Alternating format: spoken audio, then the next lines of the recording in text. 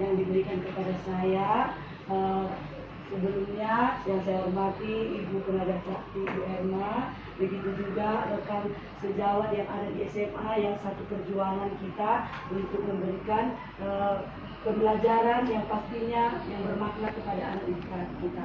Jadi untuk kesempatan yang berbahagia kali ini, izinkan saya akan memaparkan apa yang menjadi visi dan misi serta prakarsa perubahan dari saya pribadi sebagai calon guru penggerak, kemudian disesuaikan dengan visi dan misi sekolah kita, Sekolah Kristen Kalau Kudus Semak Panjang. Kemudian ini tertib acaranya saya sudah sampaikan di sini. Nah, inilah apanya, fasilitator dengan pengajar praktis serta saya sendiri. Susunan acaranya yang pertama untuk pendampingan Ibu Kempu ini pengantar dari tujuan diskusi tadi sudah disampaikan Ibu ya, secara pribadi dari pengajar praktik. Kemudian saya juga nanti akan menyampaikan tujuan dari diskusi untuk pertemuan yang berbahagia kali ini. Baru yang kedua merumuskan kalimat rumpang dan melihat visi dari sekolah Kristen Kalau Kudus Semak Panjang.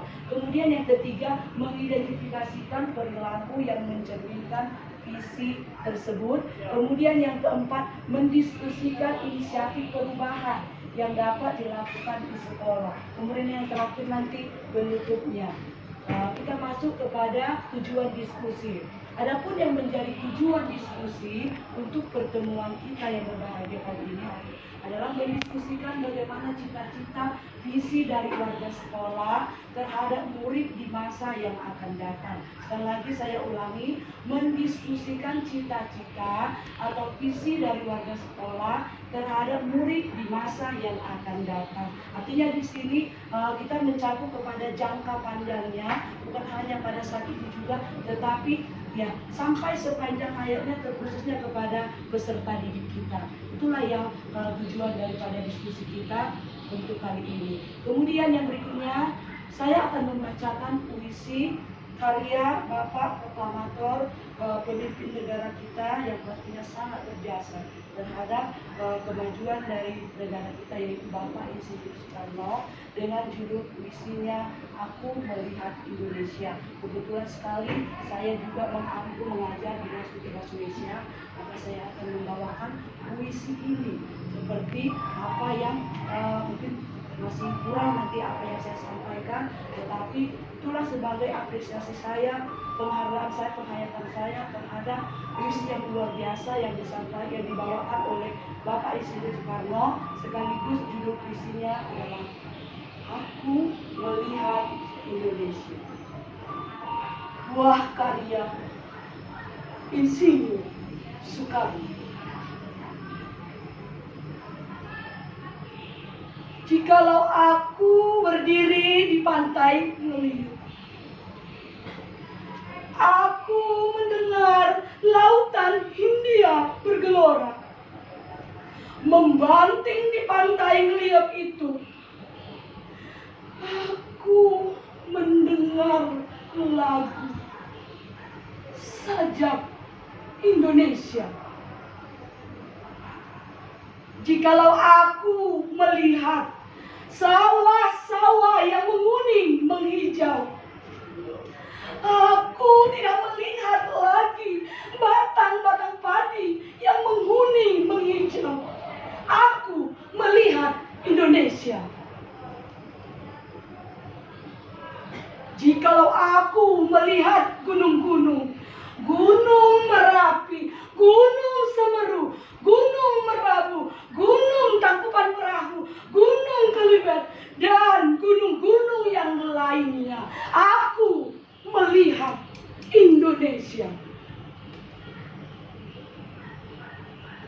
Jikalau aku mendengarkan lagu-lagu yang merdu dari Batak, bukan lagi lagu Batak yang kudengarkan, aku mendengarkan Indonesia. Jikalau aku mendengarkan Pangkur Palaran, bukan lagi Pangkur Palaran yang kudengarkan, aku mendengar Indonesia. Indonesia. Jikalau aku mendengarkan lagu Olesio dari Maluku, bukan lagi aku mendengarkan lagu Olesio, aku mendengar Indonesia. Jikalau aku mendengarkan burung perkutut menyanyi di pohon, ditiup angin-angin yang sepoi, bukan lagi aku mendengarkan burung perkutut, aku mendengarkan Indonesia. Jikalau aku menghirup udara ini, aku tidak lagi menghirup udara, aku menghirup Indonesia. Jikalau aku melihat wajah anak-anak di desa-desa dengan mata yang bersinar-sinar, Pak Merdeka, Pak Merdeka, Pak Merdeka, aku bukan lagi melihat mata manusia, aku melihat Indonesia. Terima kasih. Jadi untuk sebagai pengantin, saya menjelaskan makna daripada puisi Aku Melihat Indonesia ini. Sebegitu dalamnya rasa kebanggaan, cinta tanah air, nasionalisme yang kuat dari Bapak Teknika, Bapak Presiden Soekarno, yang begitu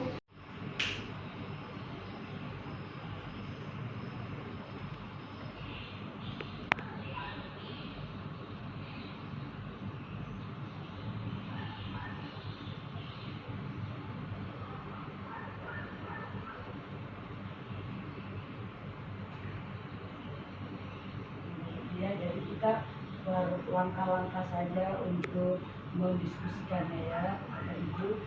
Artinya ya itu poinnya beberapa dulu seperti itu. Jadi mungkin yang pertama dulu yang kita akan sampaikan ya, sesuai dengan apa yang menjadi harapan kita masing-masing Bapak Ibu. Seperti apa sih kita memimpikan murid-murid yang bagaimana? Kalau menurut Ibu Rika, bagaimana Bu Rika untuk poin yang pertama ini, Bu Rika? Kalau saya Bu, Iya. saya menginginkan itu menjadi berdampak. Iya. Sekali ya Bu, itu dari Ibu Rika ya. Kalau Bu Lydia, sama seperti yang disampaikan Ibu Rika, yang takut akan Tuhan itu bisa terlihat dari cara mereka belajar, dia patuh dan taat terhadap gurunya, peraturan yang ada di sekolah. iya. Bisa berarti saling menguatkan ya. Ini yang terutama sama Pak Martinus ini Pak. Kalau Bapak bagaimana Pak ini pelaku fisikanya? Kalau dari saya mungkin fisika ini mungkin termasuk yang apa juga agak berat nih. Kalau pribadi dulu saya sebagai siswa, ini mungkin satu pelajaran yang paling menjadi momok sama saya seperti itu. Kalau menurut Pak Martin gimana Pak? Kita beri seperti apa? Pada saya kita belajar menunjukkan visi-misi sekolah, itu berasa kita mengenalkan suatu kebijakan visi-misi sekolah dari gunung ke bawah ada pribadi-pribadi yang mengenalkan dan berguna. Ini yang penting, bukan hanya takut tapi berguna untuk sesuatu. Nah, seperti itu. Pas ya Pak ya, singkat jelas padat Bapak Ibu semuanya. Terima kasih untuk yang pertama ini, kita memimpikan murid-murid yang seperti apa. Jadi apa yang disampaikan Bapak dan Ibu sekalian, seperti itulah sebenarnya gambaran daripada apa yang mau kita tujuan daripada kita menjadi seorang pendidik atau pelayan di sekolah ini. Nah, seperti yang tadi yang disampaikan sesuai dengan visi sekolah kita, itu secara umumnya. Tapi kalau secara khususnya, mungkin ada hal yang lain. Istilahnya dari segi pandangan yang lain, kita bisa mengharapkan murid kita itu nanti, adalah murid yang katakannya misalnya nanti menjadi anak yang berdaya guna. Artinya tidak hanya dari sini dia mendapatkan apanya, dari luar dia mendapatkan dan sekaligus ditransfer atau diteruskan ilmunya seperti itu. Jadi apa yang dikatakan Bapak Ibu tadi juga sangat bagus, sangat tepat. Seperti itu untuk apanya, gambarannya. Kemudian yang kedua, kita percaya bahwa murid itu adalah. Itu seperti apa? Kalau Ibu Lydia bagaimana Bu Lydia gambarannya? Kita percaya bahwa murid-murid kita yang datang ke sekolah itu murid yang spesial yang harus kita didik dengan baik sesuai dengan ajaran firman Tuhan.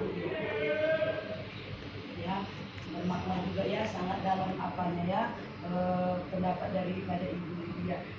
Ada lagi kalau menurut Rika, Ibu Rika ini menambahkan atau mendukung apa yang disampaikan Ibu Lydia? Gimana Bu Rika? Iya.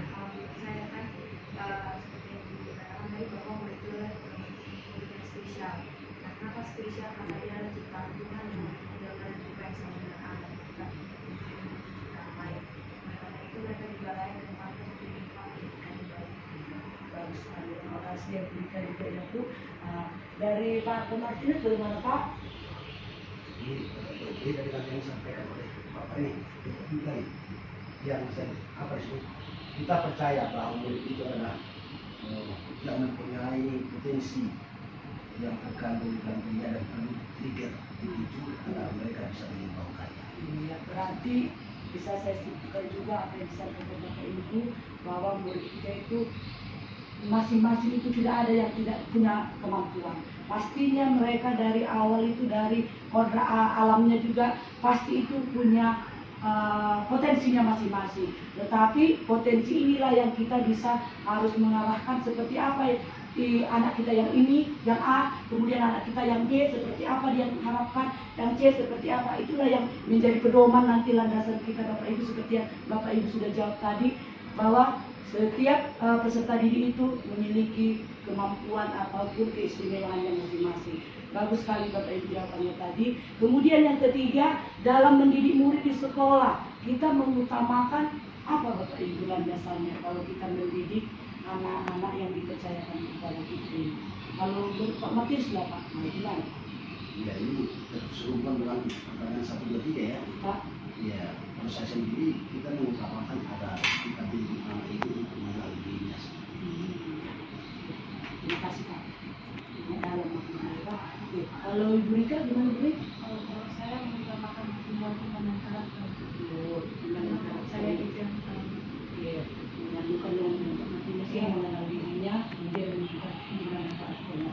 Kalau Ibu kami Bu Lydia, gimana Bu Lydia? Ya, saya menambahkan sesuai dari yang disampaikan oleh Pak Martinus dengan Bu Rika bahwa kita ini dalam mendidik murid di sekolah kita mengutamakan kebutuhan siswa seperti era sekarang ini, ya era digital. Jadi mau tidak mau ya kita sebagai seorang pendidik yang mempersiapkan diri mempelajari lebih banyak lagi bagaimana IT, belajar yang menyenangkan berbasis IT yang seperti kita lihat di sekolah kita semuanya sudah berbasis IT, anak-anak juga sudah belajar menggunakan laptop. Terima kasih Bapak Ibu, jawabannya sangat-sangat lengkap dan tepat sekali. Itulah Bu, memang guru kami seperti itulah Bu memang.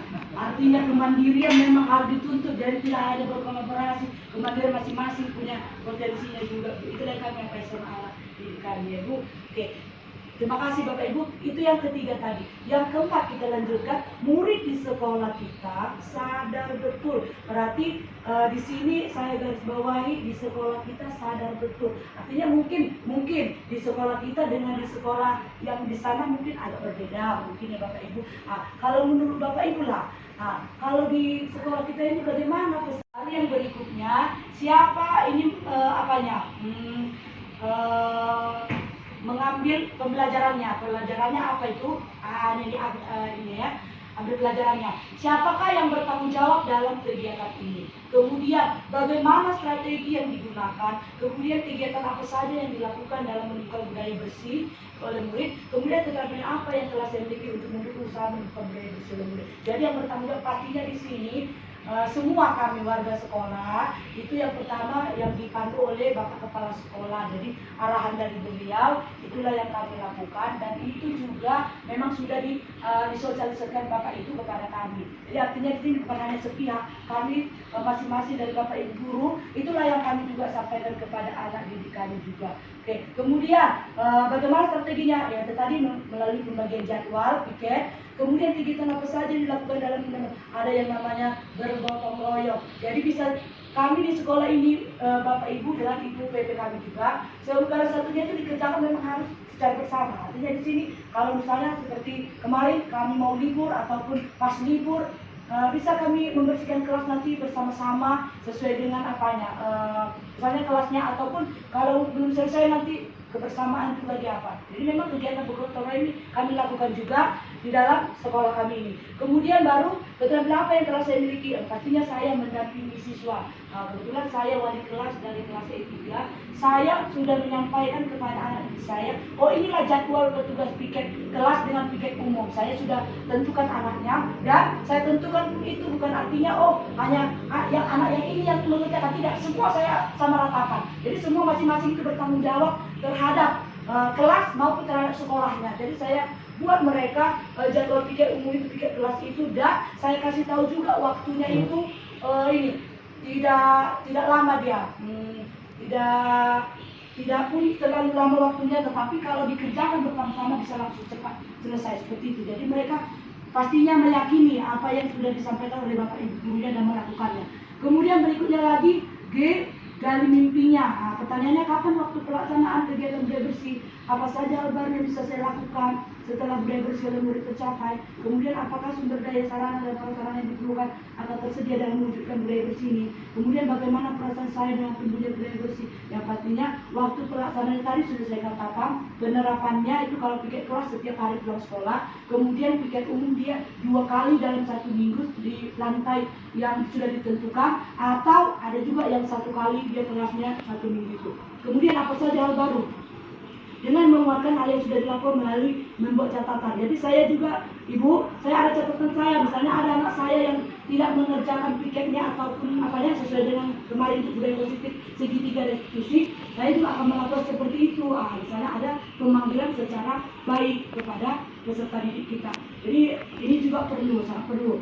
Kemudian apakah sumber daya sarana terpenuhi? Pastinya terpenuhi, Bu, karena kebetulan kami sarana prasarana sendiri Ibu Neti juga ya Bu ya.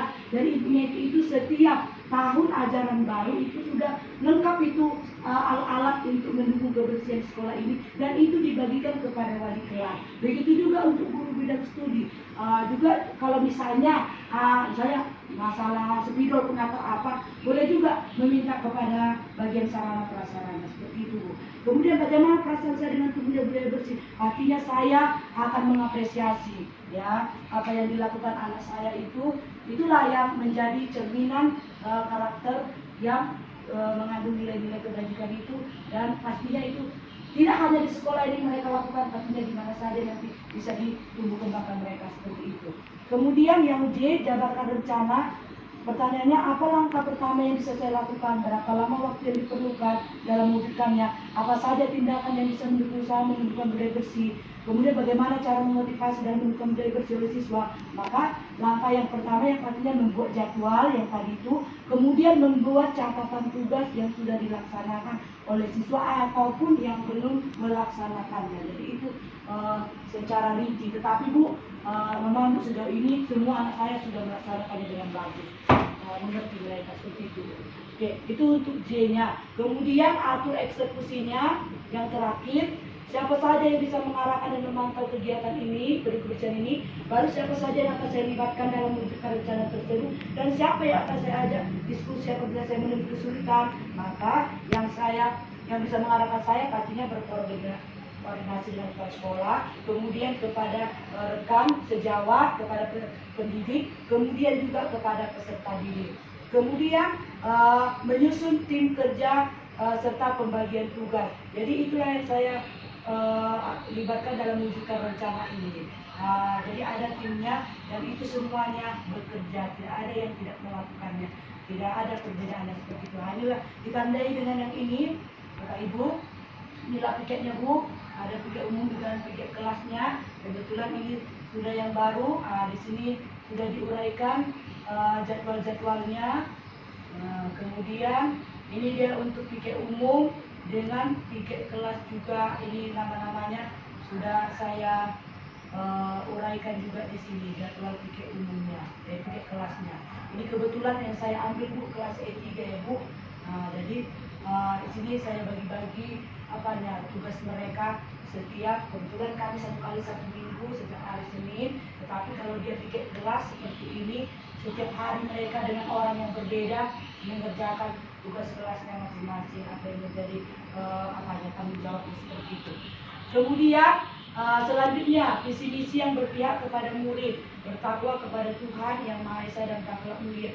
Jadi, mohon maaf Ibu, saya tidak sempat melampirkan kami beribadah di gereja, Bu. Kami setiap hari Jumat ada ibadah pemuda di gereja, Bu. Setiap hari Jumat sebelum mengawali pembelajaran di pagi hari, kami beribadah dulu. Kemudian hari Sabtu juga anak-anak kami, hari Minggu, Bu, anak-anak kami juga ada kegiatan di SS Pemudanya. Itu biasanya bukan saya juga bergereja, jadi saya tidak sempat menampingi anak saya. Jadi karena saya gerejanya sama jamnya di HKBP, sementara anak saya kan di kalangan usia, Bu.